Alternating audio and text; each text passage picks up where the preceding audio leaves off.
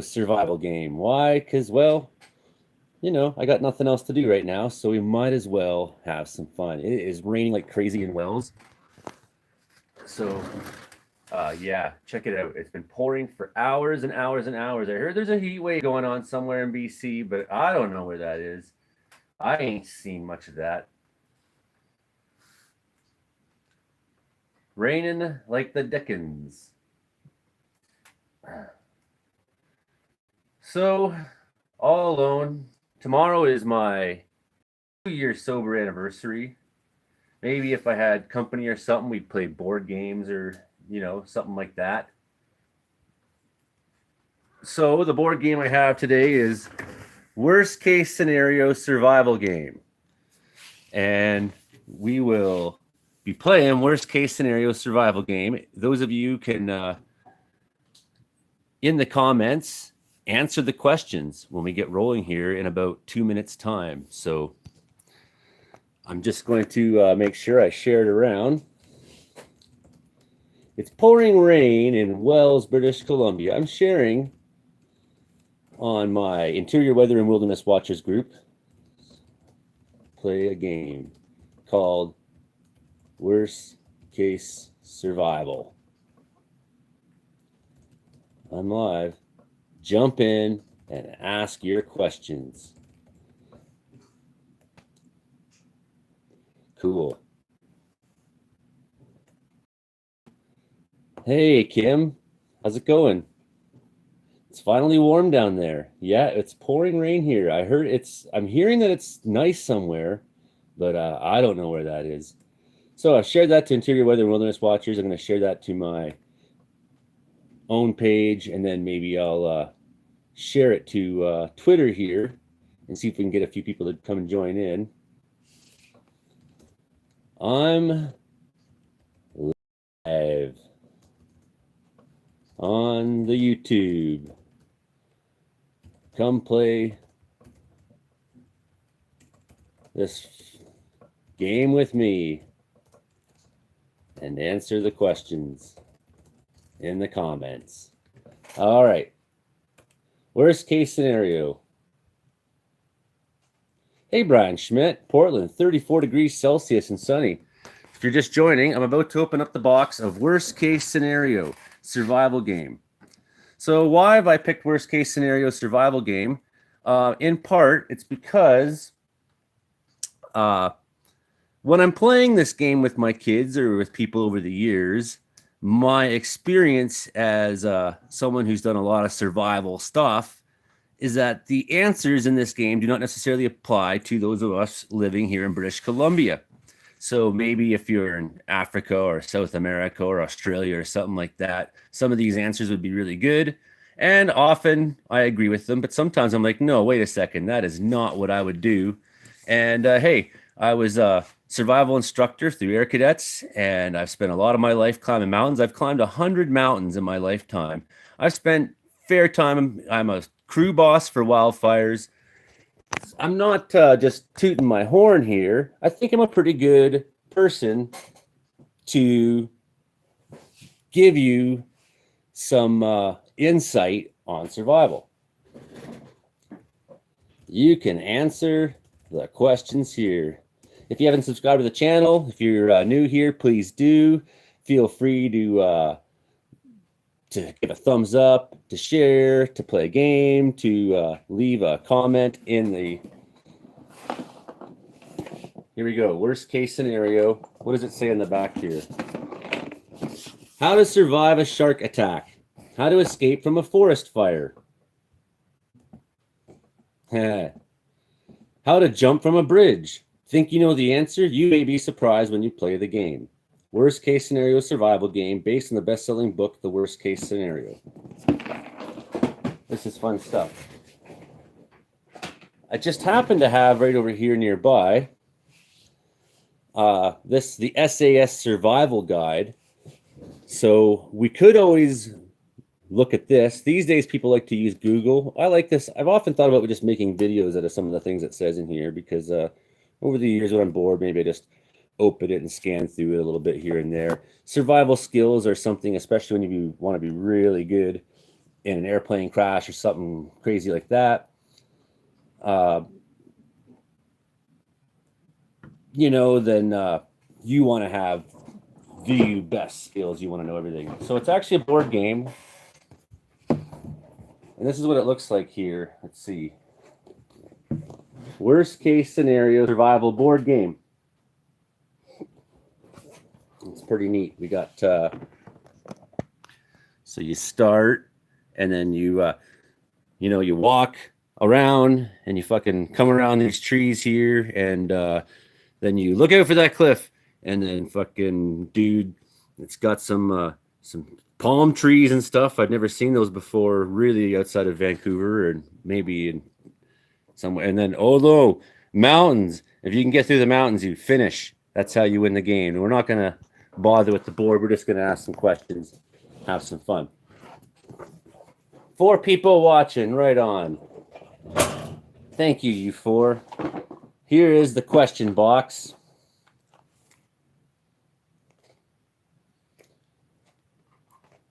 It's got questions. It's in a box, a bunch of cards.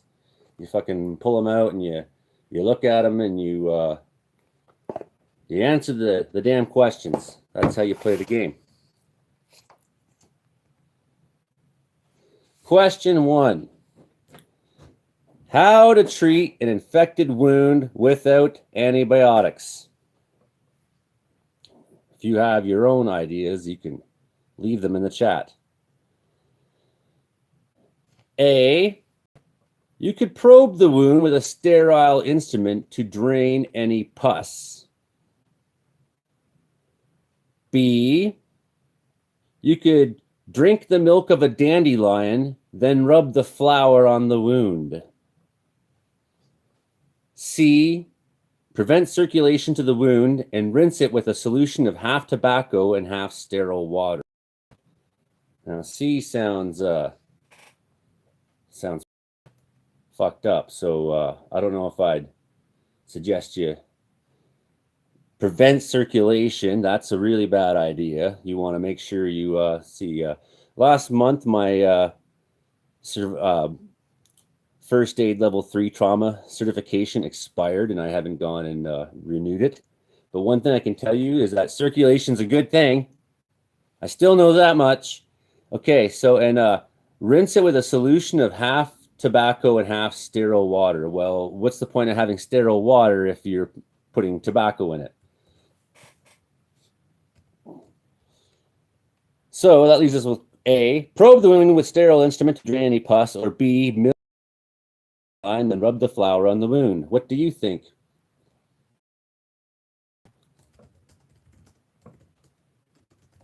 I'm live right now. I'm playing worst case survival. Come on in and join in the fun. Answer the questions in the fucking chat. All right. Someone's saying B, drink the milk of a dandelion, then rub the flour on the wound. So dandelions are very nutritious, but one thing I do know is that the white stuff, when you drink it, is put it in your mouth, it's foul. You rub the flour in the wound. I don't think you want to do that. There could be, you might be introducing things into the wound that would cause further infection. So A, probe the wound with sterile instrument to drain any pus. That's what they say. I suppose if I don't know if you're in a real survival situation, how long you're going to survive if you need antibiotics and aren't getting it. Antibiotics generally are a good way to let's put that card away. Are a good way to solve your life problems. Okay, here's a good one. How to tell if your car has been tampered with. When you spark at night, spread sand around the car so you can check for suspicious, or when you park at night, spread sand around the car so you can check for suspicious footprints. B, dust the entire car with baking powder inside and out. C, Put matching colored clay on the floor mats of the car. How to tell if your car has been tampered with. When you park at night, spread sand around the car so you can check for suspicious footprints. That's not a bad one, I guess. That seems like a lot of extra work. Maybe you could just park somewhere where footprints will be left no matter what they do. So you're looking forward to hey, you can retract, you don't have to retract your messages. Hey, we're just playing. So these are not survival questions yet. Here's another one about cars. This is a good one. How to check your car for bombs. So you look under the floor mats, between the back seat cushions, and in the glove box. A. B. Look under the hood, inside the hubcaps, and behind the wheels. How to check your car for bombs. C. Open your car door, then step back at least 20 inches for 15 seconds. Sit in the driver's seat for 15 seconds, then get out and wait again. Now, I would suggest if you are being tampered with a bomb, question C is right out. Open your car door and step back 20 inches for 15 seconds. I mean, if your car is going to blow up, 20 inches is not where you want to be away. That's probably exactly where all the shards of metal and glass are going to go flying into you. So open your car door and step back 20 inches. I don't know about that for 15 seconds. Then sit in the driver's seat for 15 seconds and then get out and wait again. Well, if you haven't exploded by that point, there's no sense getting out and waiting. So A was what's my handle on Twitter? My handle on Twitter is Interior With One. I'll put it right here in the comments. And if you could share it on the Twitter, that'd be awesome. There will be a bit of a delay here.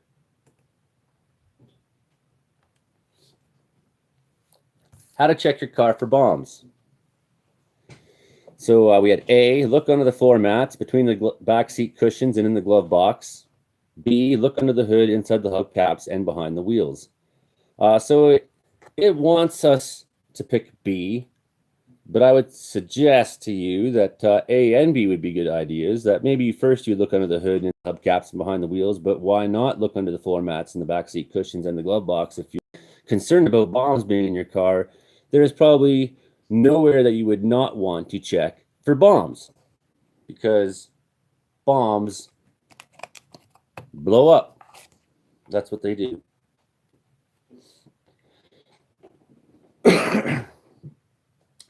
Okay.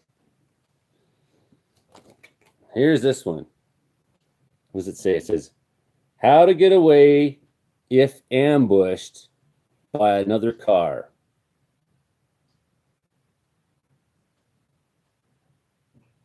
I wonder how far behind this is now. Okay. One watching. Try to share it on my Facebook some more and see if we can get a few more people here.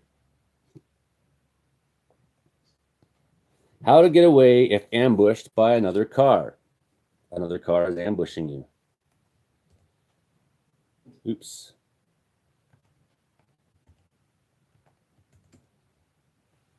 All right, 1 second here.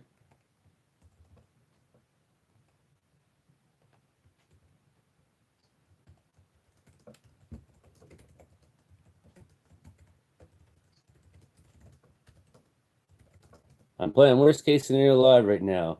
Come on in and join in the fun. Okay. How to get away if ambushed by another car. A, it says maybe keep driving. You must if you must vehicle or object in your path, try to hit it at a 45-degree angle. B, lock the doors and windows, then pull off the road. If the aggressor gets out of his or her car and moves towards you, run him or her over. C, make a 180 turn as soon as possible. Okay, so a 180 turn, I mean, that's dangerous. Someone's chasing you, ambushed. So let's cut that one out. 180 turn. How about you do a couple spins and a couple loop de loos while you're at it there, and twirly madwirlies and dilly kebabs and ups and downs. No. So we have A and B. B suggests lock the doors and windows and pull off the road. If the aggressor gets out of his car, moves towards you, run him or her over. Now, I do like this one because it results in your aggressor being run over. That's cool. However, you probably don't need a manslaughter charge if you don't need to. And I think as soon as you pull over your vehicle, you've lost the one edge you have, which is they can't touch you when you're in a moving vehicle. It's like there's a vehicle between you and them, and then there's their vehicle between you and them, and then there's speed and distance. So yeah, pretty good idea to keep moving if you can. So A says keep driving.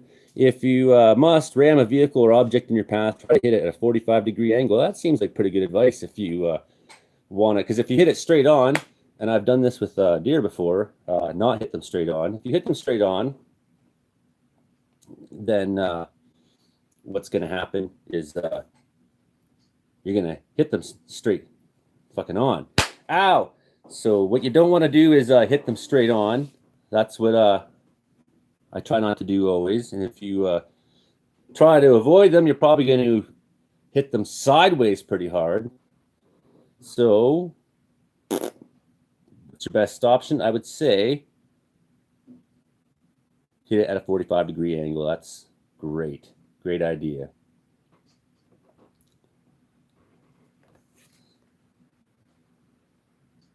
How to reduce the risk of lead poisoning. A. Flush the plumbing out with drain cleaners at least once a year. B. Put a drop of bleach in each 8-ounce glass of tap water you consume. C. Run the tap for a few minutes before drinking it. I wish that I could have it more so that as soon as you answer, it comes up here. But no, there's going to be a delay between me and you. So I guess we can't play the way maybe I'd like to. That's how it is. Okay. How to reduce the risk of lead poisoning. Flush out the plumbing with the drain cleaners once a year. Or B, pour a drop of bleach in each 8-ounce glass of tap water you consume. C, run the tap for a few minutes before drinking from it. Now, B may sound crazy, putting a drop of bleach in each 8-ounce glass of tap water you consume. But, and I wouldn't say you do that. That's bad. But I mean, in extreme cases, bleach can be used to help clean water. Let's not be consuming bleach too much if we don't have to. Yeah. Flush the plumbing out with drain cleaners once a year.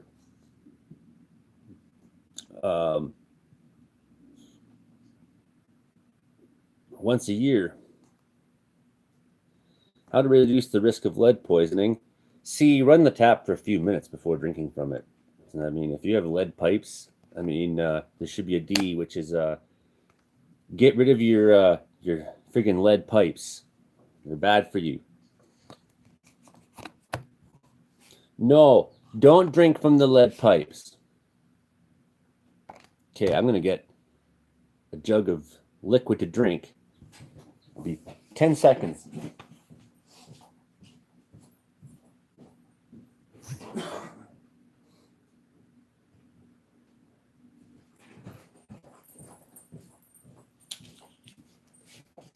Okay. Yummy. How to prevent nighttime leg cramps. Now I can talk better again. He gives us 3 options. Eat a banana before bed and drink plenty of water throughout the day. Okay. B, drink a cup of warm milk before bed. C, take an over-the-counter diuretic to reduce potassium in the system. How to prevent nighttime leg cramps. So going back to ram that car if possible, remember if you do ram that car, Kimmers, and both your vehicles are out of commission, but that person can still get out now and shoot you or something, then that advantage of being moving is lost. If you have to ram them at a 45, maybe you can keep moving and get away. How to prevent nighttime leg cramps? Over-counter diuretic to reduce potassium in the system. Drink a cup of warm milk before bed. So warm milk. I'm lactose intolerant. That would make me shit blood. C, take an over-counter diuretic to reduce. So what's that saying? That's saying get some X-Lax. So that's obviously a bad answer. Eat a banana before bed and drink plenty of water through the day. However, right now here where I am in British Columbia, it's been raining so much, the mosquitoes are really, really bad. And if you eat bananas, the potassium in the bananas there, it's good. Or, bananas are what I've often referred to as mosquito attractors. So what they do is they make mosquitoes come right for you. So if you're in British Columbia and you got to deal with nighttime cramps in your legs, maybe you have a package of Gatorade powder. I know in BC Wildfire Service, we carry that stuff around with us. Maybe a little bit of salt in your water, a little bit of sugar. Make your own electrolytes. Get rid of those cramps. Oh, how to assume the impact position when in a car. So you're about to get now you've been ambushed by that car, and you're about to hit them at you want to hit them at the 45-degree angle, but that didn't fucking work because timing is difficult. Pickle juice, yeah, that's a good example. How to assume the impact position when in a car so your crash is not going well. Now it's time to kiss your ass, bend over, kiss your ass goodbye. A, cover your eyes with one hand and the back of your neck with the other. Extend your legs and take deep breaths. Okay, B, drop your chin to your chest and put your hands behind your head. Tuck your elbows together and pull your feet beneath you.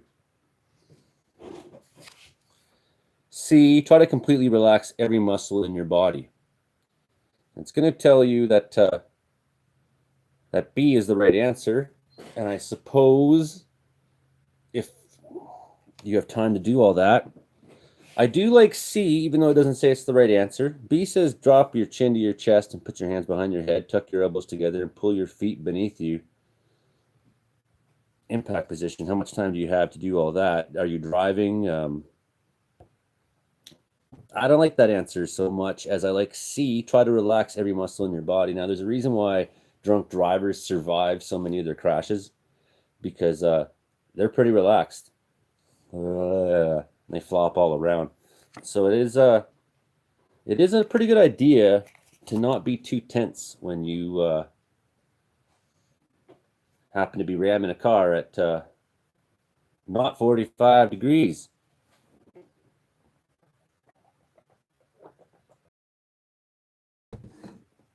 Okay.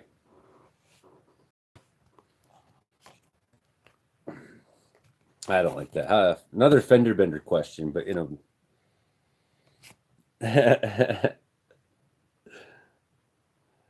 Okay. This is a real question. See what this says here? It says how to know when it's time to bribe a police officer in rural country. I don't know what year this game was made. It is pretty old. We probably found it at the dump or something like that. How to determine when to bribe a third world policeman. Hey, if an officer arrests you but does not cuff you, she expects cash. B, an officer does not cuff you or write you a ticket, but expresses a desire to resolve the problem on the spot. C, never bribe a police officer. I think it's funny. It never doesn't say never bribe a police officer, and it doesn't give you that answer. No, it says if it doesn't cuff you and doesn't write you a ticket, but he wants to how can we solve this right here?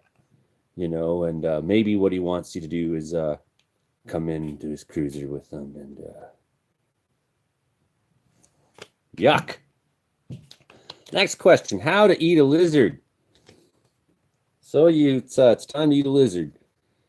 You're hungry. It's been a while, and lizard's what you got for breakfast, lunch, and dinner.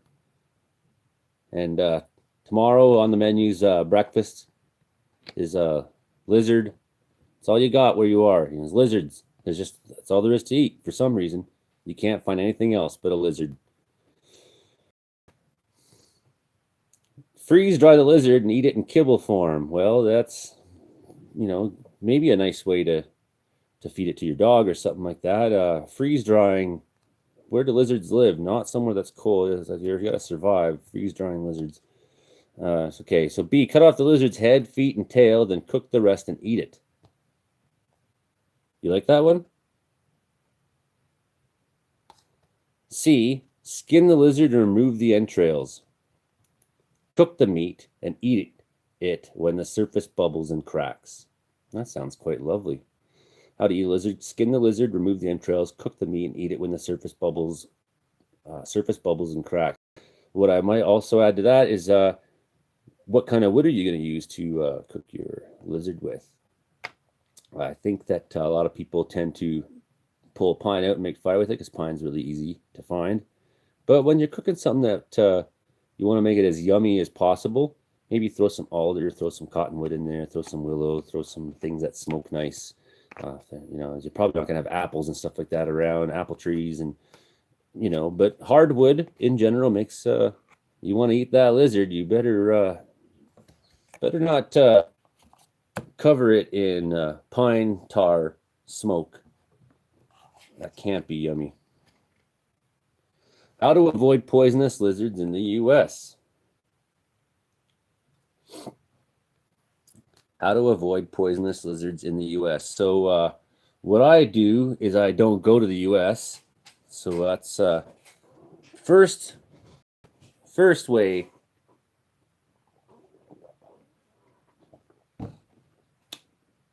A, the Gila monster and beaded monster are found only in the American Southwest, Central America, and Mexico. So maybe that's some places that Gila monsters are. B, the Gila monster and the beaded lizard are found only in Africa. Well, that's not true. C, the Gila monster and beaded lizard are found in the rainforest and tropical environments. That's not true.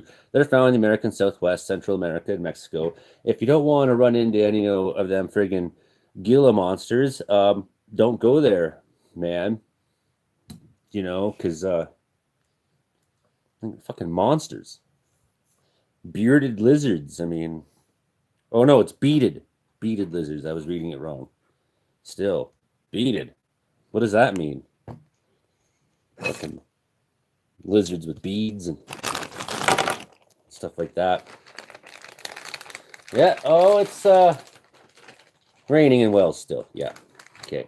Just thought I'd give you that update. All alone here in the mountains. I'm looking to buy a new vehicle. As in, not a new vehicle, but an old one. Had my truck break down. I brought it to the mechanic shop. Mechanics lost my keys, and the truck's out there. Then thieves broke in and smashed my winch door. Broke my steering console. Then stole the converters. The mechanic said they're going to make it right. They put new catalytic converters. Well, it's not new, apparently. It's just new to that truck. So now my truck is misfiring as I drive around. I want to get to my new job with Valley TV News in Cache Creek. Get out of this rainy, miserable place in the mountains for a little bit. And the way I can do that is to get a vehicle. So if you do support this channel and donate, become a member or something like that, you're always helping a normal guy trying to have a normal life. How to react if you encounter a polar bear in the wild. Here's a good question. If Joe Stover was on, who's regularly on our show, The Meteorological Report, which you can see on this channel. Joe Stover happens to frequently work in the wild of Churchill, Manitoba, driving around those tour buses and whatnot. People can get up in them, and they drive up to polar bears. And there's a video on my YouTube channel. You can look it up later if you want. Joe Stover polar bear or something like that or other. And there's some nice footage of Joe took of polar bears. The things like trying to like look in the window of the, but it's not tall enough. And polar bears don't really jump, so not like up and into gigantic vehicles. So how to react if you encounter a polar bear in the wild? Continue walking and ignore the bear. Polar bears are docile creatures and won't bother you unless you bother them.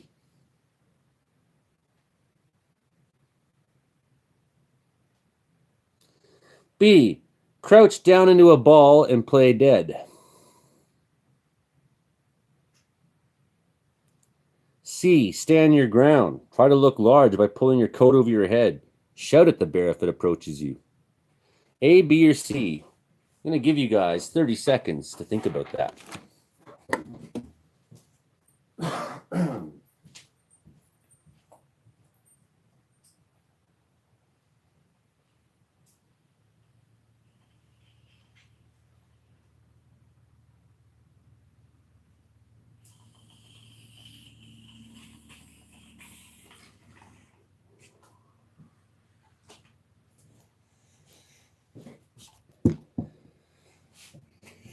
So there you are, face to face with a polar bear. What do you do?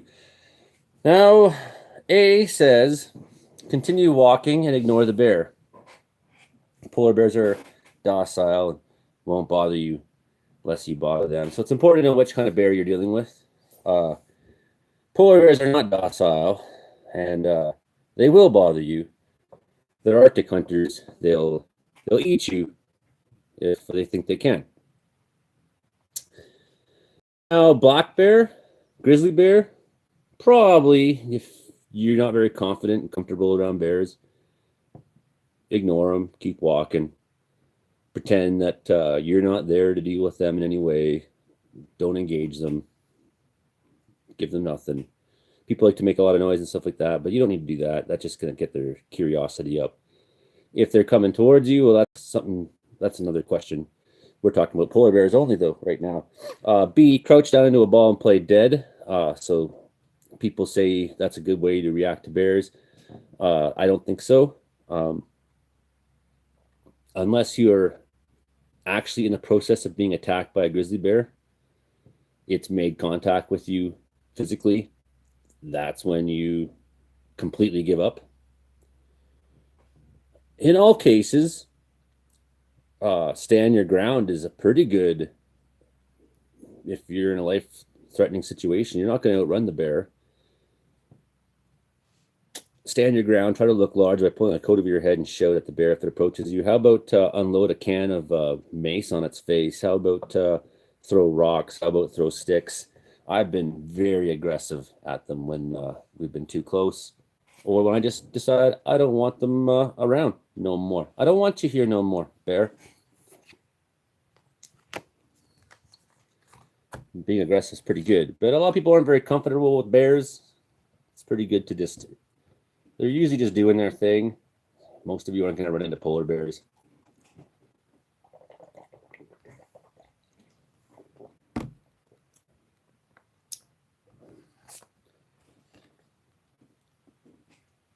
Okay.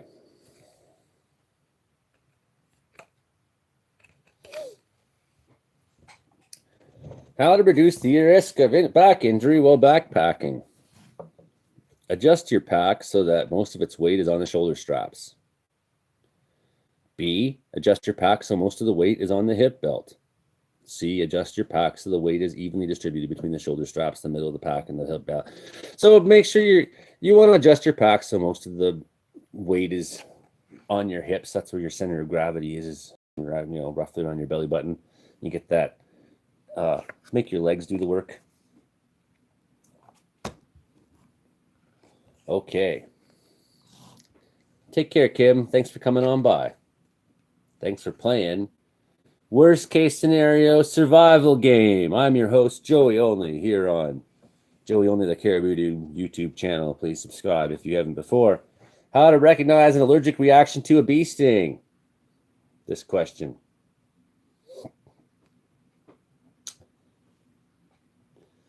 A says symptoms include shortness of breath, hives, swelling of the tongue, and a little blood pressure.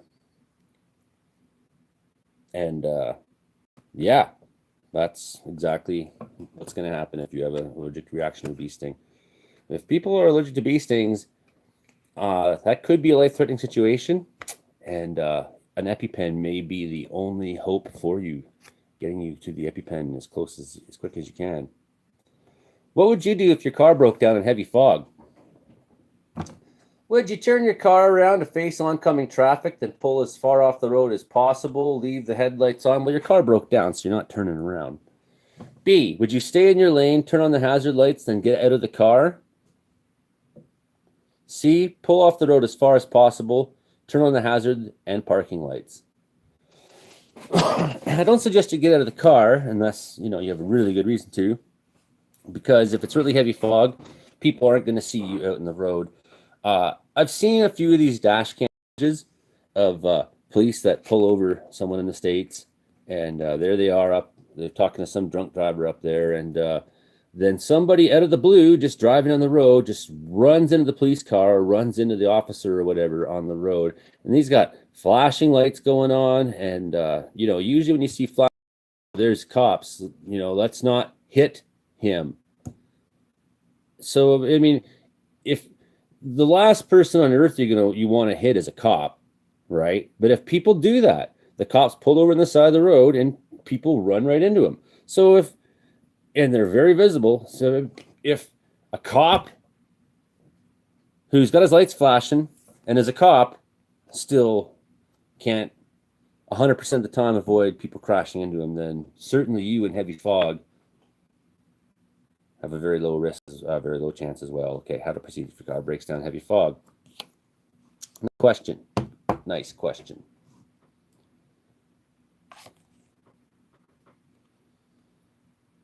I like this one. How to detect larvae.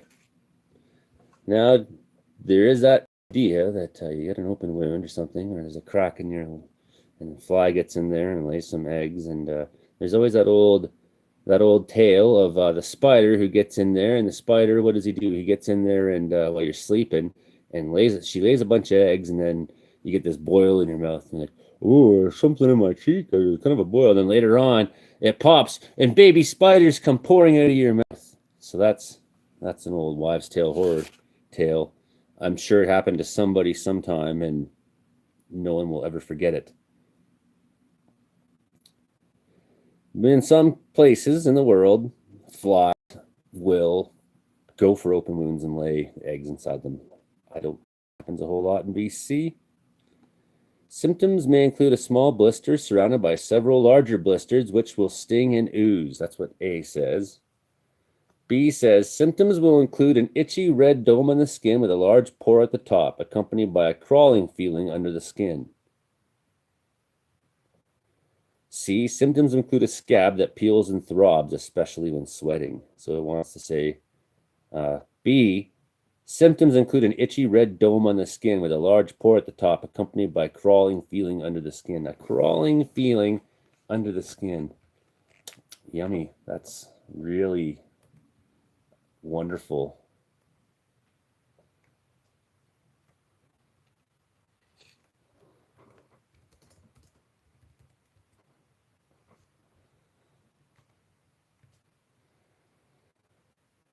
Okay.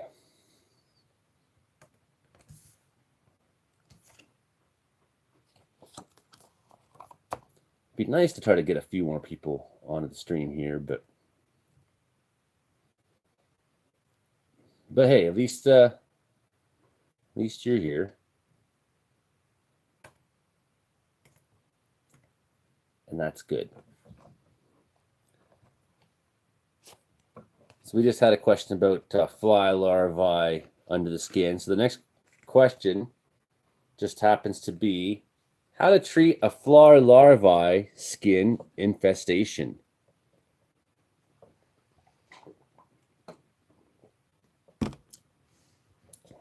They got flies under the skin.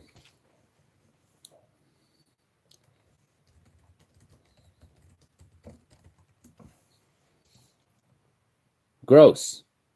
Little baby flies. Hello, Brian Ferguson. How to treat a fly larvae skin infestation. So, B says cover the infested area in hot water. C, leave the infected area alone. The larvae will come out on their own. Okay, maybe they will come out on their own. I don't want that. A says cover the larva's breathing hole with bacon fat or chewing gum or pine gum or something. So you could literally smother them to death. If I ever have a fly infestation under my skin, I hope I have chewing gum.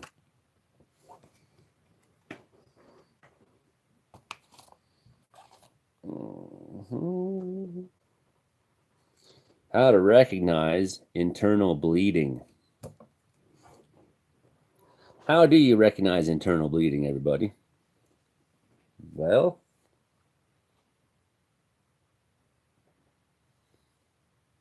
symptoms include rapid heartbeat, shortness of breath, clammy skin, and thirst. Some of these I don't want to give you the stupid answers because I want you to remember the correct answer. Symptoms include rapid heartbeat, shortness of breath, clammy skin, and thirst. So certainly if someone's exhibiting those symptoms, those are symptoms of shock. So you also want to treat them for shock at that point, right? Clammy skin, rapid heartbeat, shortness of breath, thirst. Wrap them in a blanket, take care of shock symptoms.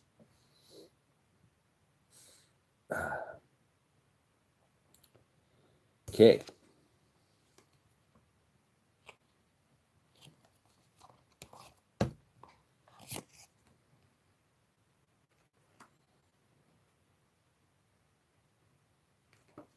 Okay. How to free a car stuck in the snow. It's got some answers. One suggestion says, do you put the car in low gear and drive in reverse? Well, sometimes that'll help. C, rev the engine until the heat melts the snow. Probably not going to get you there if you're high-centered. You're going to have to rev it for a long time. And most of that snow is just going to... do I have any gardening tips? If you like to garden.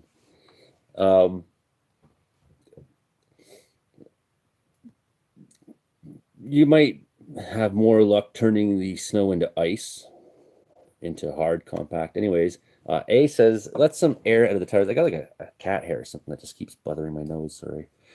A, let some air out of the tires, get those tires just a little bit softer so that maybe they can get a little bit more grip. It's not a bad idea.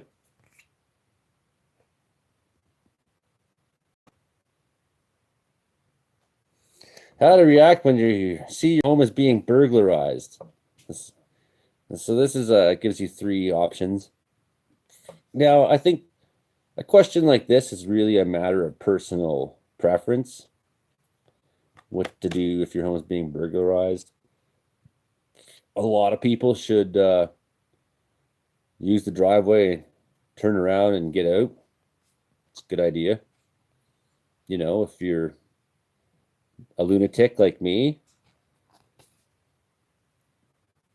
sound the horn to alert your neighbors. Okay, well, I don't know what that's going to do. Maybe bring your neighbors into a dangerous situation. Do you live somewhere with cell phone service? Can you call 911? Use the Dave Chappelle birdshot, buckshot technique with home birds. I do like rock salt. That's a great one. It's pretty much non-lethal, but it sure stings like fuck if you get shot with the rock salt. You do not want that. C says attempt to hit the burglars with your car. I think that's a great idea. But if the burglars are in your house, then you're gonna have to drive your car in to do that. So let's not do that. Pepper them up, yeah, man. I mean that's with the polar bear too. Pepper that bear. Home is being burglarized. That's funny stuff. How to know where to set up camp in the jungle. Here's a good one. Worst case scenario survival game. Anybody just tuning in? We're playing worst case scenario survival game here on Joey Only Caribou Weather Dude YouTube channel today. And holy fuck, what's that outside? It's not raining, I think. Whoa. And look at the mammatus clouds. Wow. That is epic.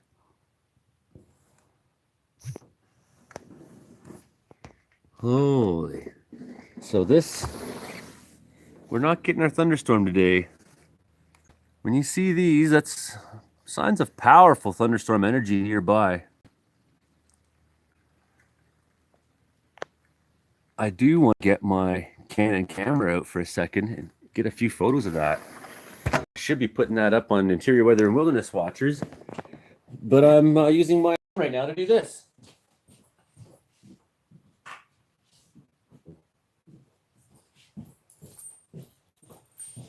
Canon camera. Canon camera. Wasn't that the name of the girl on Full House? DJ. So it's always good to have more than one camera around.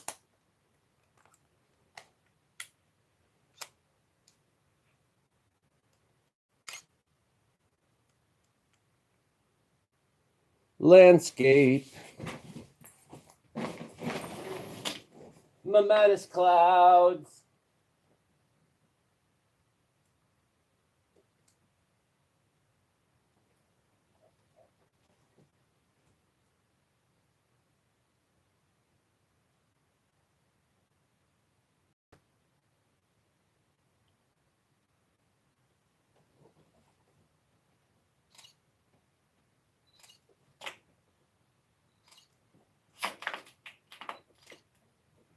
Okay.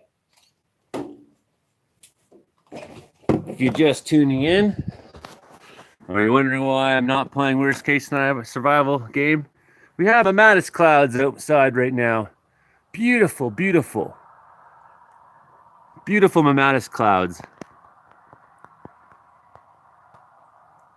There's been some angry thunderstorm energy somewhere nearby, but we are not going to get it. Usually when you see this, you know you just missed it.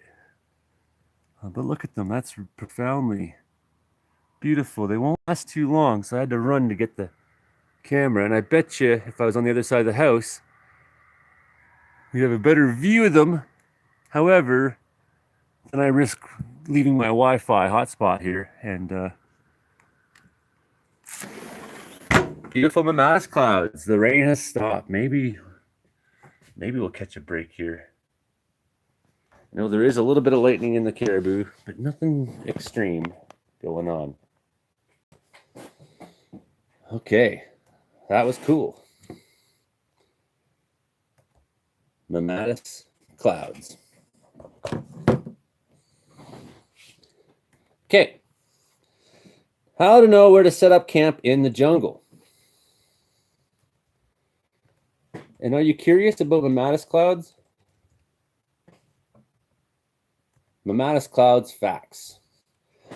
Mammatus clouds are pouch-like protrusions hanging from the undersides of clouds. Usually thunderstorm anvil clouds, but other types of clouds as well. Composed primarily of ice, these cloud pouches can extend hundreds of miles in any direction, remain visible in the sky for perhaps 10 to 15 minutes at a time.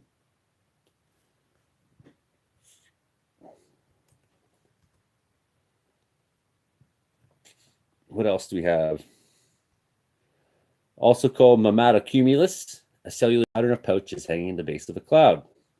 Typically a cumulonimbus, thunderstorm rain cloud, may be attached to other classes of parent clouds. The name mammatus is derived from the Latin word mama, meaning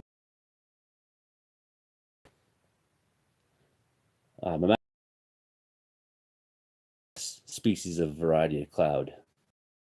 Undersides, they're formed by cold air sinking down to form pockets, contrast of cloud rising through the convection of warm air. They're most often associated with anvil clouds and severe thunderstorms. Looking at lightning activity right now. We got in BC, a couple cells, so just southwest of Prince George and southwest of Quesnel, 2 cells. And one that's moved up on the other side of Robson into the Rocky Mountains there. Maybe we'll still see a bit of a show yet tonight. But generally that means the show is over. I'm on live right now. Come check it out.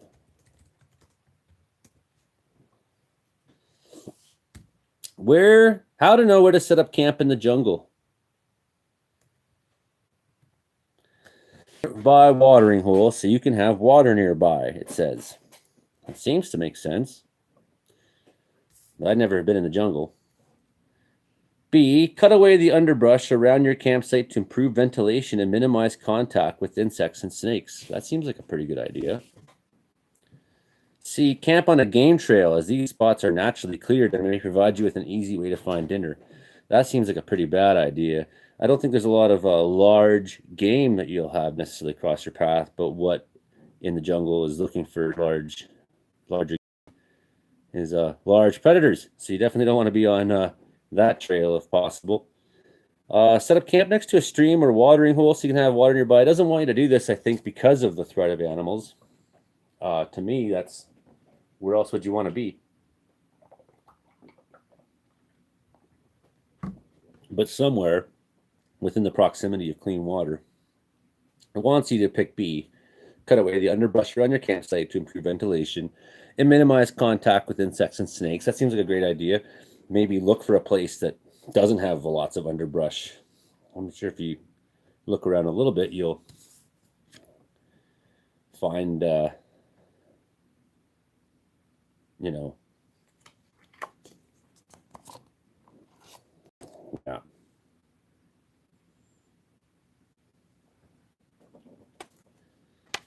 How to extinguish a kerosene lamp fire.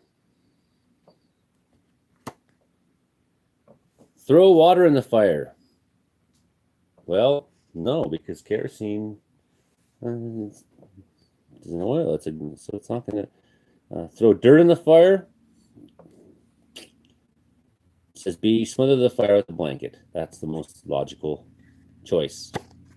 You pick that, you win. There goes an old guy driving by on a motorbike. How to drive down a steep, icy hill. Tap the brakes for every 20 seconds, holding them for more than 2 seconds each time you do. Now, I mean, one thing I do like about tapping the brakes here in the mountains where it's real steep is I don't like to overheat my brakes at all. So I often will tap. And maybe that's okay if you want to get your speed down. If you think you're in an icy situation, once you start tapping them, it's probably going to make you spin. B, apply the brakes just after you begin your descent. If they lock, pull the emergency brake to come up to a complete stop. Well, that's just going to make you spin around. So, I mean, that's how you have fun in parking lots and malls and stuff like that when it's snowing. And, you have those old school cars and you can just jam on that. C, shift into the lowest gear possible, avoid the gas and brake, and let the car roll slowly down the hill. It's pretty good. Pretty good idea. Well, almost an hour into the game, and in a second here, I'm going to probably call it because there's not that many people watching and playing, but trying to do something to have fun because it gets boring out here.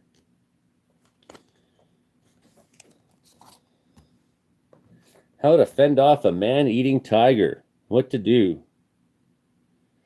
A, it says wear a face mask on the back of your head. So that may be a good idea. I've heard this before, that because train an army of geese, yep.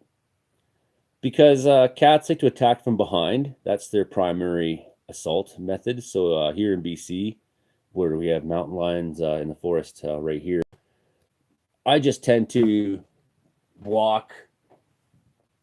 I'm walking this way for 20 feet. As I do, I might take 3 of those steps while walking backwards, turn, keep walking, heads up. I might stop if I hear birds or squirrels chattering, or I hear, because there's no tigers here, but we do have some big animals that you want to worry about. And people do say put some eyeballs in the back of your helmet and keep the cougars off you. But generally, cougars aren't going to attack a big, strong man if you look like you're paying attention in general. So just keep your head up. And when you're hearing a squirrel chattering 80 feet that way, and it's not because of you, ask yourself for a second, because those are the tattletales of the forest. Same with beavers. They slap their tail real loud if there's something nearby. And they're like, well, I'm nowhere near that.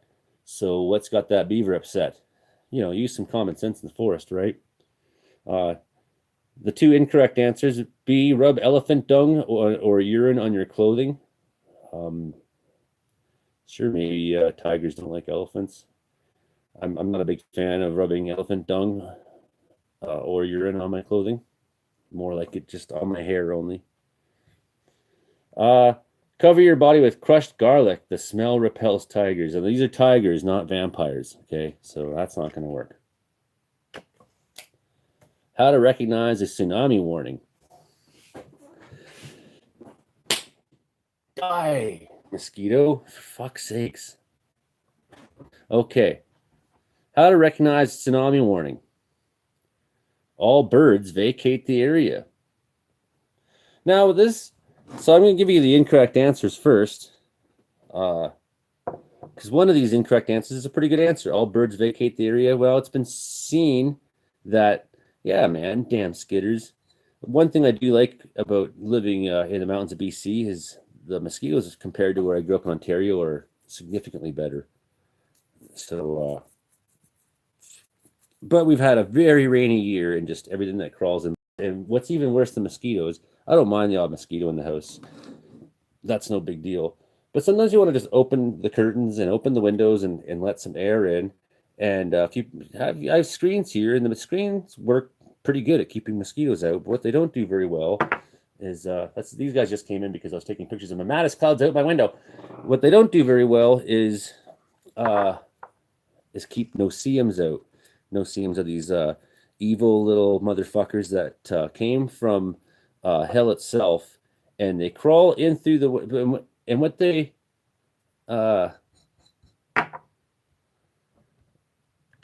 do is unlike black flies. If black flies get into, there's that one guy I still can't get. If black flies get into your house, what do? They just go to the window and they're like, let me out, this sucks, why am I here, I don't want to be stuck in the house. Oh, and they look at the window, they're like, light, I want to go to the light, let me out to the light, I want to go to the light. But no-see-ums, they don't care about the light. They're like, I smell flesh, I want to go to the flesh, where's the flesh? So that's why no-see-um season is particularly brutal here. But back home in Ontario, we got black fly, horse fly, deer fly, booze fly, beer fly, bar fly, no-see-um, seen-um, done-um, ticks, fleas, tories. They get in your ass, your nose, your mouth, your holes, your plans, your ears.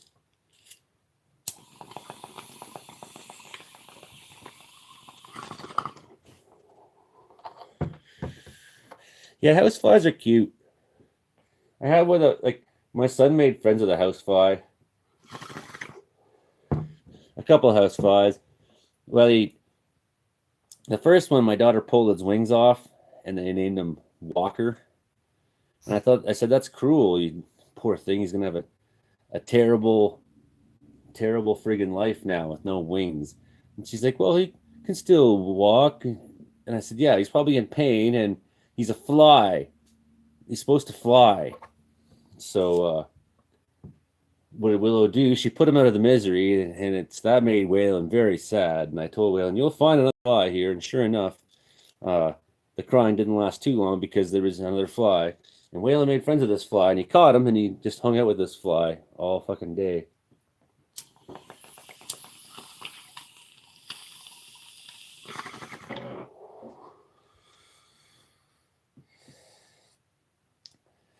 How to recognize a tsunami warning.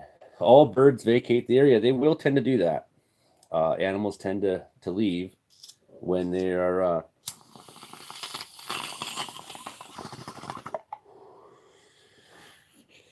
when they suspect they're about to get like fucked over by nature and people and anything. They tend to leave. So that's, pay attention to that. Sure. Answer C says the ocean water turns to a very dark brown. It will once it washes over the beach and over you and picks up all the sewage from your town and mixes it into a big slurry. The ocean water will be very dark and brown after that. That will be too late. There'll be a sharp rise or fall in sea level. Well, if there's a sharp rise, that's obviously a tsunami coming, and it's probably too late.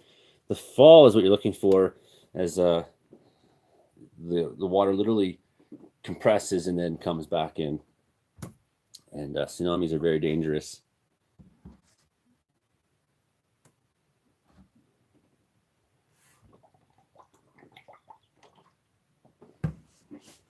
No, people do shit themselves. Those are your questions: how to recognize tsunami warnings and man-eating tiger. Okay. How to make a concoction from plant roots.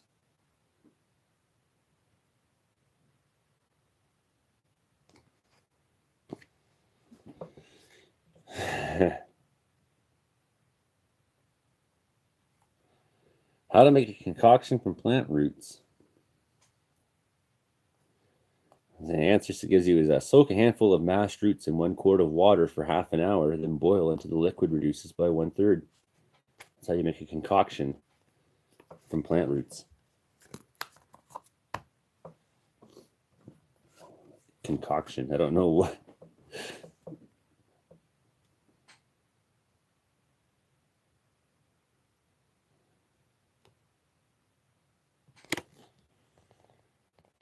Yeah, these are boring questions. How to drive on rough terrain. Here we go. It says answer A. Keep a steady, rapid pace to allow you to quickly move between obstacles. So it says that's the incorrect answer. And I think that's funny. That anybody might think that's the right answer. I was joking the other day that the best way to get through the swampy sections of the Barkerville Highway isn't to go slow, but to actually speed through it so that you're through it faster than the moose can get out in the highway. And when I come through slow, it just always seems to like give more time. And how often I've seen them in the ditch and I hit the gas, and before they decide to step out, I was gone. But no, you're on rough terrain here. Keep a steady, rapid pace. That sounds like a really hard thing to do to your shocks and struts in your vehicle. Question. Answer C says drive in a zigzagging pattern and use the emergency brake if needed. Okay. I have gone down hills and tried to reduce my speed by zigging and zagging. But, the correct answer it wants you to pick is drive slowly and steadily, accelerating and braking as little as possible. And that's what I really like to do in general.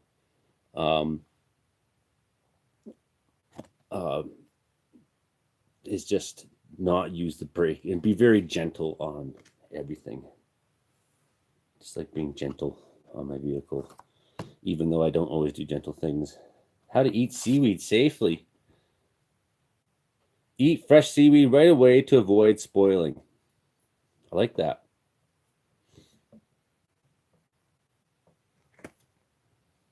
How to drive on desert sand.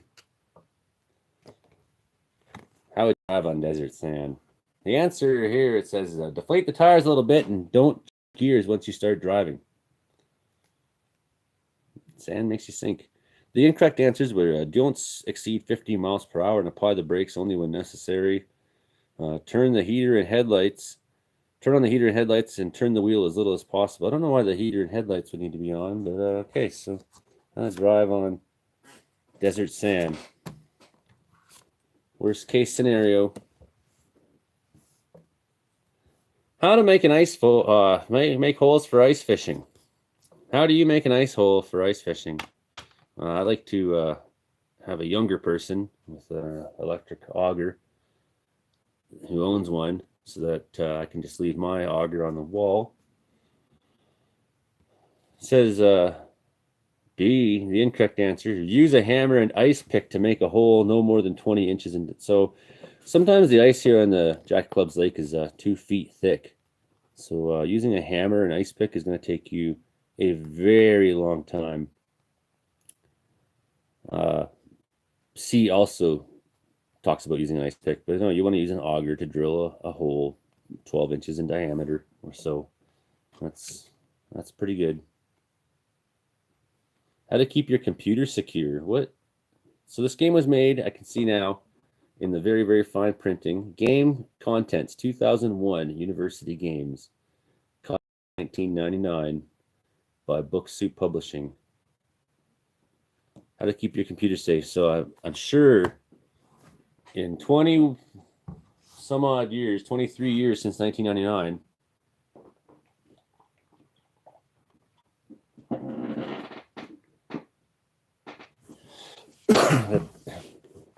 that question.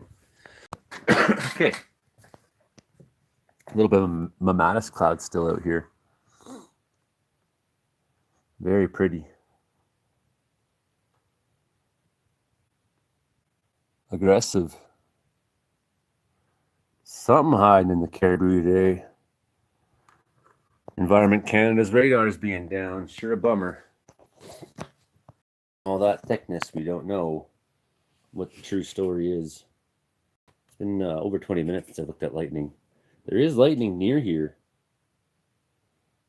Behind us in the mountains. So maybe this is from that cell trailing behind it.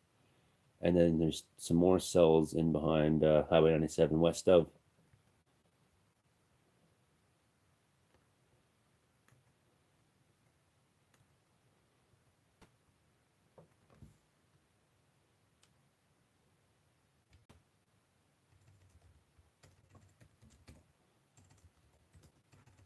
Pouring rain up here.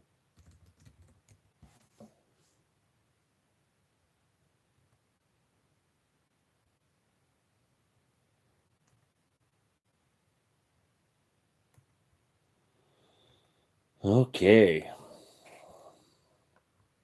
Well, I hope you've enjoyed playing worst case scenario with me. This board game that in the times in the past played it, people were,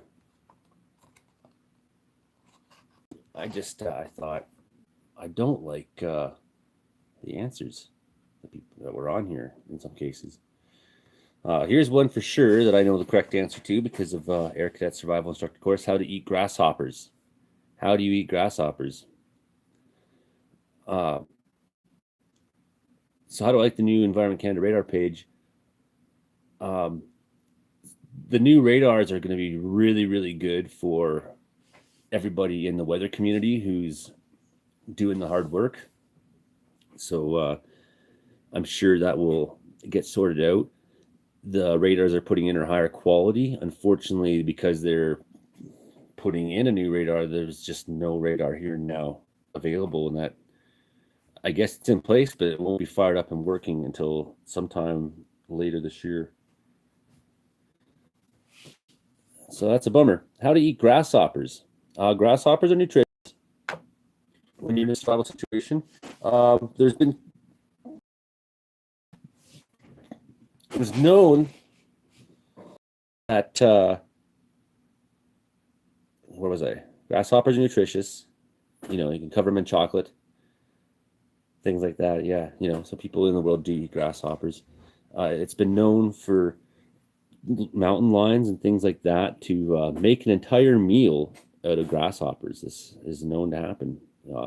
Protein rich grasshoppers. Here's your suggestions. Chop the grasshoppers into pieces or grind them into a paste and eat them raw. That one, would you do a raw paste? B, dry the grasshoppers in the sun for a day before eating to create a chewy bug jerky. Remove the head, C, wings and legs, then roast or boil the bodies. And I tend to like C the best when I'm eating grasshoppers.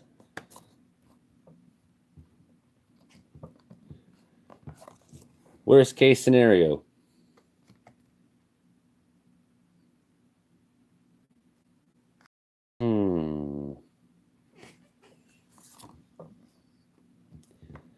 I gotta make some food to eat soon. That's what I gotta do.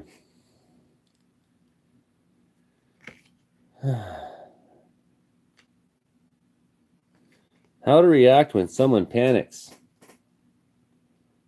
Speak in hushed tones, gently reassuring the victim that you are his friend.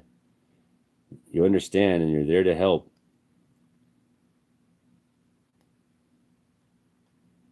C, give the victim space, leaving him in seclusion for half an hour until they calm down. It would like you to say, A, assume a strong position of authority with the victim, explaining why the panic is unfounded. That seems like gaslighting to me, though. People are, sometimes people are scared. But the best thing you can do in a survival situation is keep that panic under control and not let yourself get carried away, because you can't make clear decisions when you're panicking, can you? The website, let's look at the Canadian Environment Canada radar website.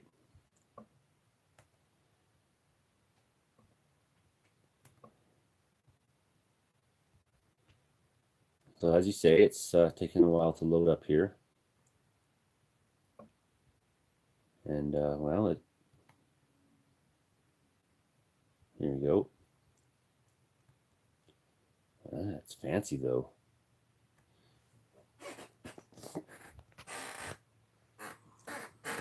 What do we got here?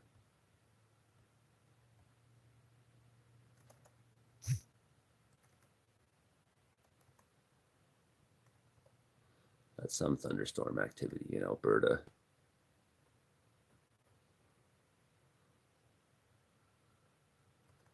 South of Grand Prairie.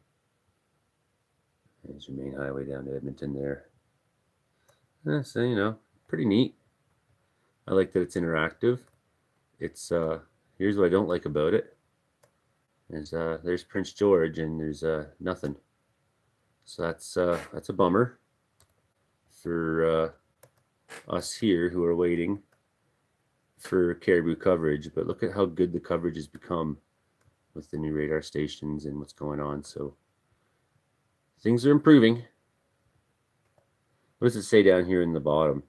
Copyright Her Majesty the Queen in right of Canada as represented by the Ministry of Environment. Like, what the fuck? What's the fucking Queen got to do with our weather? Ooh. We got some weather in Canada. Praise the Queen. It's because of her we're allowed to have a website in Canada about weather. Like, my God. Time to change some of this stuff, eh? Okay.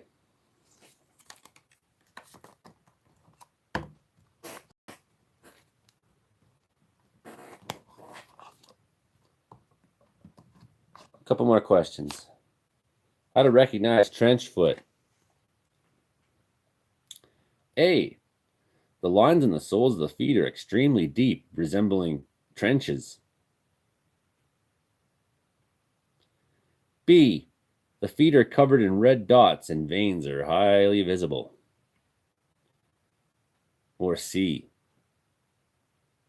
The feet are painfully swollen and have a dishpan hands appearance.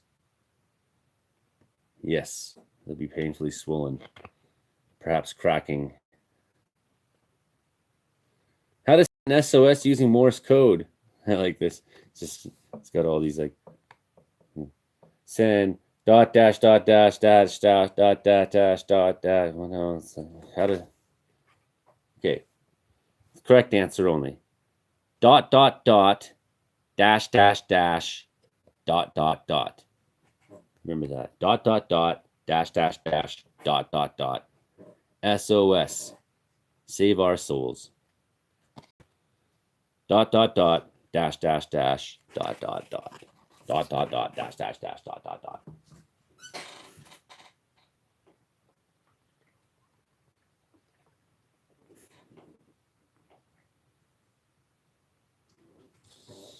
Okay. Well, I hope you enjoyed today's round of worst case scenario game here on the Joey Only YouTube channel. Worst case scenario survival game. How to not get eaten by sharks. There's this fucking guy. He's running there. He's running away from sharks. He's running right to it. Don't run to the shark, man. This now he's running away. See ya, but he's gonna run right into away from that bear, but right into a giant scorpion. So and there's a crocodile there as big as a whale. So he's running from that, but then he's got a giant scorpion. So don't do that when you're trying to survive. Don't run towards the scorpion who's giant, but try to avoid. The bear looks maybe the nicest, but it's got a cub. It's got two of them. Definitely ages 8 and up for 2 or more players. Unlike me, who's just playing alone here in my Joey Only the Caribou Weather Dude YouTube channel. So please subscribe to the channel, and thanks for coming by. And next time I feel bored, maybe we'll play some more worst case scenario survival game. Okay, bye now.